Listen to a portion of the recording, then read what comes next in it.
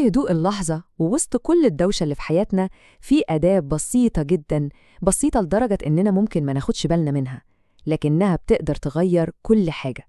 مجرد ملاحظة جديدة، ورقة بيضة أو صفحة فاضية على الموبايل، بداية محتملة، وصوت صغير كده بيقول إن في شيء جديد على وشك إنه يبدأ. وده بقى هو السؤال اللي بيفتح الباب لكل الاحتمالات. فكروا فيها كده، الصفحة الفاضية دي يا ترى ممكن تكون بداية لإيه بالظبط في حياة كل واحد فينا؟ ممكن طبعا تكون مجرد قائمة طلبات عادية، أو ممكن تكون حاجة أكبر بكتير، أكبر مما نتخيل. طيب يلا بينا نتعمق أكتر في الفكرة دي. أول حاجة محتاجين نستوعبها هي قوة الصفحة البيضاء، الإحساس اللي بنحسه لما بنبص للمساحة الفاضية دي قدامنا.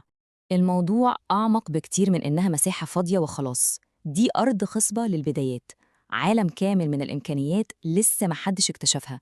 كل الأفكار العظيمة اللي غيرت التاريخ بدأت بنفس الشكل ده بالظبط، مساحة بيضة مستنية أول كلمة تتكتب عليها.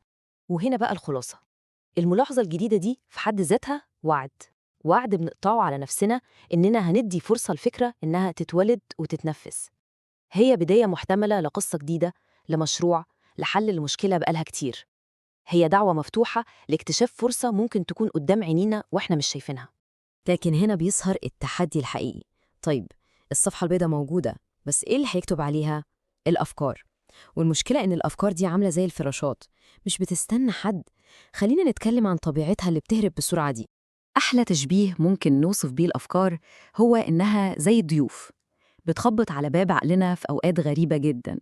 ممكن تيجي وإحنا سايقين في زحمة، أو وإحنا بناخد دش، أو قبل ما ننام بثواني. بتوصل فجأة وبتمشي فجأة بنفس الطريقة لو محدش فتح لها الباب واهتم بيها. وهنا بتيجي المأساة الحقيقية، والكلمة دي مش مبالغة خالص.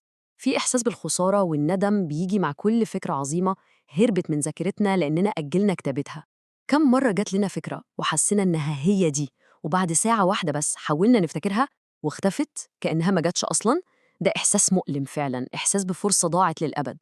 شوفوا الفرق ده بنفسكم، الفرق واضح وممكن يكون مرعب كمان. الفكرة العابرة دي مجرد شرارة هتطفي في ثانية، إمكانيات ضاعت. لكن بمجرد ما نسجلها بتتحول لأساس نقدر نبني عليه مشروع كامل، بتتحول لشعلة ممكن تفضل منورة، لإمكانية حقيقية نقدر نحققها على أرض الواقع. التحول ده كله بيحصل في ثانية واحدة، بقرار بسيط مننا. وده بقى بينقلنا للحل العملي. بعد ما فهمنا طبيعة الأفكار الهرابة دي والخطر بتاع ضياعها، لازم نركز على الفعل البسيط جدا لكن القوي جدا اللي بيغير المعادلة كلها: لحظة التدوين. العملية نفسها أبسط مما نتخيل. أولاً لازم نكون جاهزين دايماً، زي الصياد الشاطر، ونلتقط الفكرة أول ما تيجي. بعدها نديها الاحترام اللي تستحقه في مساحة خاصة بيها، صفحة جديدة ليها هي بس. ومن هنا بتبدأ الرحلة الحقيقية، نتفرج عليها وهي بتكبر، إزاي كلمة بسيطة ممكن تتحول لواقع ملموس قدام عينينا.